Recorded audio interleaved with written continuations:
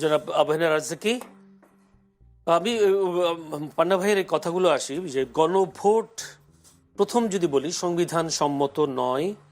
গণভোট আসলে মানুষের বোঝার মতো করে করা হয় নাই। গণভোট একটা বিতর্কিত একটা বিষয়। এই গণভোটটা আসলে কেন করতে হয়েছিল, বা আমি যদি এভাবে প্রশ্ন করি, জুলাই সনদে আবার বিএনপি জামায়াত ওরা স্বাক্ষর বা অন্যান্য দলগুলো কেন স্বাক্ষর করলো? কি আজকে যে করলো? না না, আগে তারা জুলাই সনদে স্বাক্ষর করেছে না? কে না, জুলাই সনদে তো সবাই সবাই স্বাক্ষর করেছেন। এনসিপি আজকে করতে যাচ্ছে, এটা উনি এনসিপি আজকে করতে যাচ্ছে। না, পান্না ভাই তো অনেকগুলা কথা বলছে, ভালো বক্তা, ভালো আলোচক, নিজের ফেসবুক নাকি বলে ইউটিউব চ্যানেল চালায়। তাছাড়া উনি একজন বড় মাপের সাংবাদিক, আইনি বিষয় ভালো বোঝেন। আমি এখানে আইনের বিষয়টি নিয়ে কথা বলবো না। তাইলে একটা বিষয় আসে কি, মনে হয় যে আমি লয়ার, আমি বলে গেলাম। এটা 2-3জন লয়ার থাকলে একটা আলোচনা, সেটা ভিন্ন। আমি সাদা মাটার দৃষ্টিতে যেটা দৃশ্যমান সেটা বলছি। ধরেন এখানে গণভোট এবং বনাম ইশতেহার একটা লয় হচ্ছে। ইনফ্যাক্ট গণভোট বনাম ইশতেহার, গণভোটটা লিগাল ইললিগাল সেই চ্যাপ্টার তো পরে, কিন্তু গণভোটের পক্ষে জনগণ রায় দিছে। আর ইশতেহারটা হলো দলীয় রায় বা দলীয় সিদ্ধান্ত। এখন উনি পান্না ভাই বললেন যে তারেক রহমান সাহেব এটার পক্ষে একবার হা বলেছেন। উনি হা বলেছেন, এতে কোনো সন্দেহ নাই, হা বলেছেন। কিন্তু তারপরে আর কখন, ওইটাই ছিল চূড়ান্ত লাস্ট। এখন যে পরিমাণ ভোট পেয়ে এই বিএনপি জয়লাভ করলো, এবং আমার কাছে মনে হয় যে উনি যদি হা ভোট দিতে না বলতেন তাহলে বোধহয় গণভোট ফেল করত। উনি যেহেতু হাতে ভোট দিতে বলেছেন, আমি মনে করি, কারণ আমি তো এর বাইরে যেতে পারবো না, আমি অনুমান করে কিছু বলবো না, কাজেই হা জয়লাভ করেছে। হা জয়লাভ করলে এখন তাদের জন্য এটা অব্লিগেটরি। কারণ আপনি তো প্রধানমন্ত্রী হয়ে যাওয়ার পর, উনি এখনো ওত নেন না, এবার প্রধানমন্ত্রী, তো আপনার মাধ্যমে আবারও তাকে একবার শুভেচ্ছা জানাচ্ছি। কারণ আমাদের তো ফোরাম নাই জানানোর, এবং জনাব তারেক রহমান সাহেব আমি আবার একটু অভিবাদন জানাই যে আজকে ওনার জন্য এই গণভোটটা আমি মনে করি পাশ করেছে। এখন সেই হিসাবে গণভোট যে এক্সিকিউশন, ওইটার আলোকে সংবিধানকে সংস্কার করাটা আমি মনে করি তাদের জন্য, মানে যদি আদর্শগতভাবে চিন্তা করেন, নৈতিকভাবে চিন্তা করেন, তাইলে তাদের জন্য এটা টু সাম এক্সটেন্ট তাদের দায়িত্বের ভিতরে পড়ে। এখন আসেন 2/3 মেজরিটি ওনার পার্লামেন্টে গেছেন, মানলাম না গণভোট, সেটা অন্য কথা। মানলাম না ইশতেহার যেটা ওনারা দিচ্ছেন, কথার কথা, কারো কিছু করার নাই। বাট আমরা যে বিগিনিংটা চাইছিলাম যে একটা শক্ত বিরোধী দল গেছে, কারণ আমি ভোটের রেশিওতে যদি বলি, সিটের রেশিওতে 213টা তারা বিএনপি, জামাত পাইছে 66টা, ওরা পাইছে 6টা। সিটের রেশিওতে কিন্তু তাও স্ট্রং, কিন্তু ভোটের রেশিওতে কিন্তু অনেক ভোট পেয়েছে। সেই হিসাবে কিন্তু জনমত একটা বিশাল ব্যাপার। তার মানে বিরোধীদের পক্ষে একটা জনমত আছে। সেইটাকে মাথায় রেখে দুটো ব্যাপার এখানে আপনি আনছেন। গণভোট আর দলীয় ইশতেহার বাদ দিলে উচ্চ কক্ষে দুই পক্ষের দ্বিমত নাই, কিন্তু উচ্চ কক্ষটা গঠন হবে কিভাবে সেটা নিয়ে একটু দ্বিমত আছে। উচ্চ কক্ষটা কি গণভোটের আলোকে হবে, গণভোটের যে সিদ্ধান্ত তার আলোকে, নাকি দলীয় ইশতেহার মোতাবেক? দলীয় ইশতেহার মোতাবেক হলে সহজ বাংলা, নিম্ন কক্ষে তারা পাইছে 2/3 মেজরিটি, উপরেও তারা পেয়ে যাবে 2/3 মেজরিটি।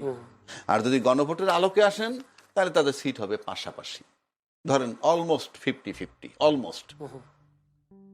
তো সুতরাং সেটা তাদের দ্বিমত থাকতে পারে, কিন্তু প্রশ্ন হচ্ছে যে এই গণভোট, পান্না ভাই বললেন যে এটা বেআইনি হয়েছে, আমি তর্কের খাতিরে ধরলাম।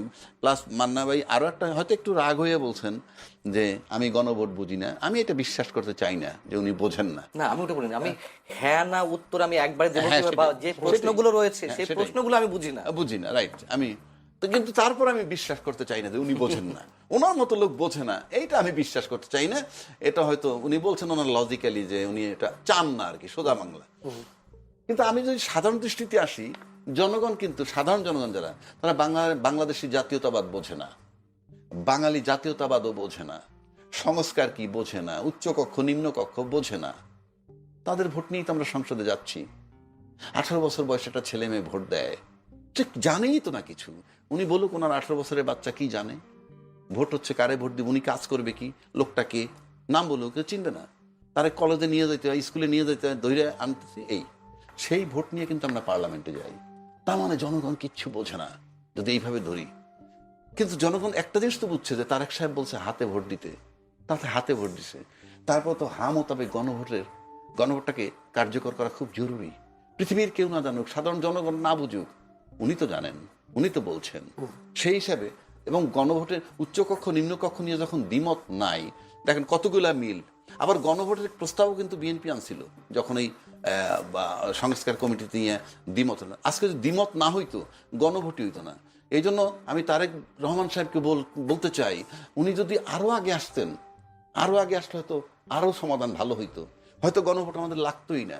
কারণ উনি আইসে কিন্তু একটা সমাধান দিছেন, নির্বাচনটা হয়ে গেল এবং হাতে ভোট দিতে বললেন। কিন্তু উনি যদি আগে আসতেন, এইটা যখন গণভোট হওয়ার আগে, ওই প্রস্তাব হওয়ার আগে যদি আসতেন, তাহলে হয়তো ওনার এই কারিশমা দিয়ে উনি এইটাও পারতেন হয়তো বা, যে আসলে আমরা একটা সিদ্ধান্তে চলে যাই। মানে উনি ওনার লেট করার কারণে কিন্তু আমরা এই জটিলতাটায় পড়ছি। কারণ আলটিমেটলি তো উনি নির্বাচনটা তুলে ফেললেন এবং ভালোভাবেই উনি আসার পরে ওনার ক্যারিশম্যাটিক ইয়ে দিয়ে বিএনপি জয়লাভ করেছে। এই সব কিছু মিলাইলে আমি যেটা সিম্পল মনে করি যে এখন গণভোটকে আপনি কোনোভাবে বেআইনি এই কারণে বলতে পারবেন না। Number 1, it was signed by the political parties. Number 2, NCP দেয় নাই স্বাক্ষর, আজকে দিতে যাচ্ছে। এনসিপি সম্পর্কে মানুষের ধারণা কি? সে কিন্তু জুলাই সনদে স্বাক্ষর সেদিন না করলেও মানুষ এইটা বিশ্বাস করে না ওনারা জুলাই সনদ চায় না। কিন্তু আর যারা স্বাক্ষর করছে, তারা স্বাক্ষর করা সত্ত্বেও মানুষ আস্থায় নিতে চায় না যে তারা জুলাই সনদ মানতে চায়। যদি তাই হয় তাহলে এই বিতর্কগুলো আসতেছে কেন?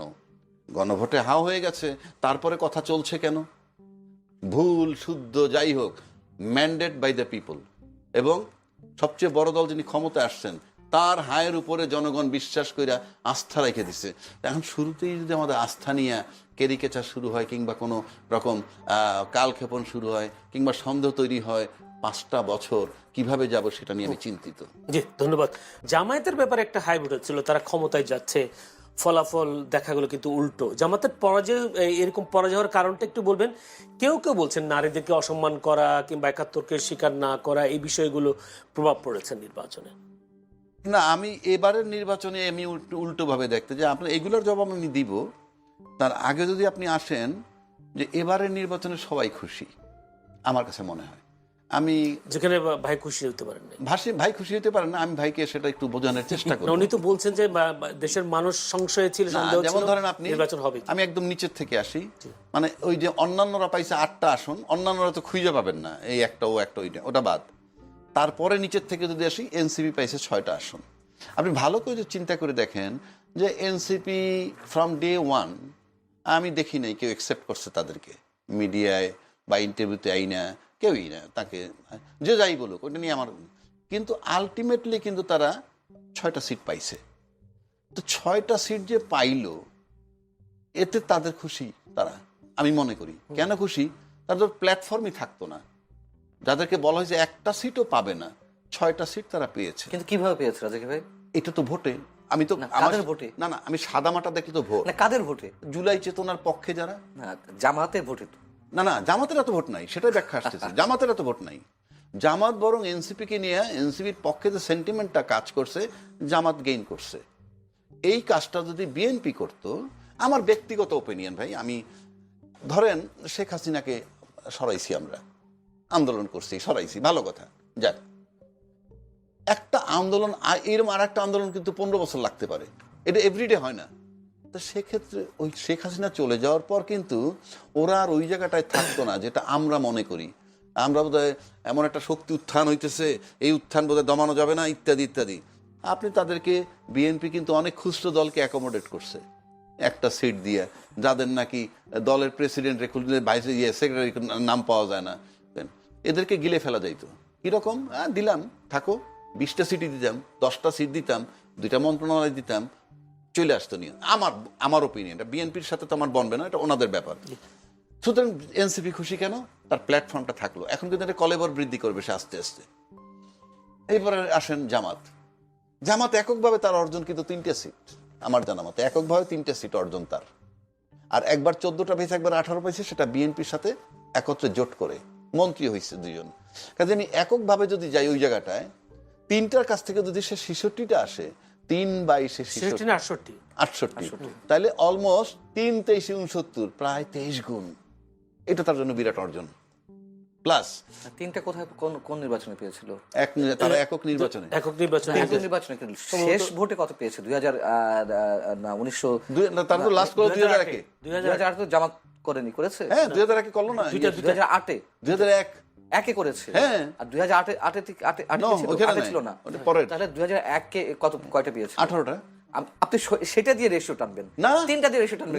না, সেটা তো বিএনপির সাথে জোট ছিল। ও আচ্ছা, আপনি ওই সেটা তো বিএনপির সাথে জোট ছিল, আমি সেটা বলছি। আচ্ছা, তাহলে তার বাড়ছে অলমোস্ট 23 গুণ। সে খুশি হবে না কেন? এবং তার ভোটার আমাদের 37 সামথিং ভোট পাইছে। এরা যে সব তার ভোটার কি ভোটার না, সেটা তো আমরা নেক্সট ইলেকশনে আবার দেখব, কিন্তু আজকে পর্যন্ত তো তাই। এখন তাহলে সেও খুশি, এবং সে একটা শক্ত বিরোধী দল হয়েছে। আচ্ছা, তারপরে উচ্চ কক্ষ নিম্ন কক্ষ লড়াই হইতেছে। আলটিমেটলি যদি দলীয় স্থিরও করেন, তাহলে আমি জানি না কোনটা করবেন, গেল এটা, সে খুশি। আসেন তারপরে বিএনপি, কেন খুশি হবে না? বিএনপি তো আলটিমেটলি ক্ষমতায় গেছে, ক্ষমতায় যখন গেছে এটা খুশি হওয়ার কথাই। এবার আসেন আওয়ামী লীগ, কেন খুশি হবে না আওয়ামী লীগ? আওয়ামী লীগ তো এনসিপি আর জামাত যে জোয়ার উঠছিল ক্ষমতায় চলে যাবে, তারা ক্ষমতায় যাইতে পারে নাই, তারা অ্যাবসলিউটলি আওয়ামী বিরোধী শক্তি। এনসিপিকে তো আওয়ামী লীগের কোনো প্রমাণ যুক্তি ছাড়াই 100% এনসিপি আওয়ামী লীগ বিরোধী শক্তি। সুতরাং এতে শেখ হাসিনা খুশি। চতুর্থ খুশি কি? আওয়ামী লীগের আরো একটা খুশির ধাপ আছে, পুরা প্রশাসন তার 16 বছরে সাজাইছে, এমন কোন সেক্টর নাই। পান্নাবাই উপর দিয়ে আমার যাই বলুক না কেন, ভিতরে মানতে হবে তার সাজানো ঘর সবকিছু। 16টা আমি মানবো না কেন? আমি আওয়ামী লীগ নাকি? আমরা আওয়ামী লীগ হিসেবে বলছি না, আলোচক। যে সাজানো ঘর মানে কি? প্রশাসন কিন্তু বাংলাদেশের পাহারাদার। কিন্তু সাজানো ঘরে কিন্তু 18 মাসে রংচং করা হয়েছে, রদবদল হয়েছে, নিয়োগ হয়েছে। সেটাই বলছি, সেই রংচং করা হয়েছে, সেটা ভাল লাগে নাই, না লাগায় ফাইনালি একটা নির্বাচন আসলো। এখন সেই ঘরে ধরেন বিএনপি বসবে, তাহলে আওয়ামী লীগের সাজানো ঘর, সেই প্রশাসন পাহারাদার, সেখানে আজকে বিএনপি বসছে, তো সেটাও তো তাদের জন্য সুখ।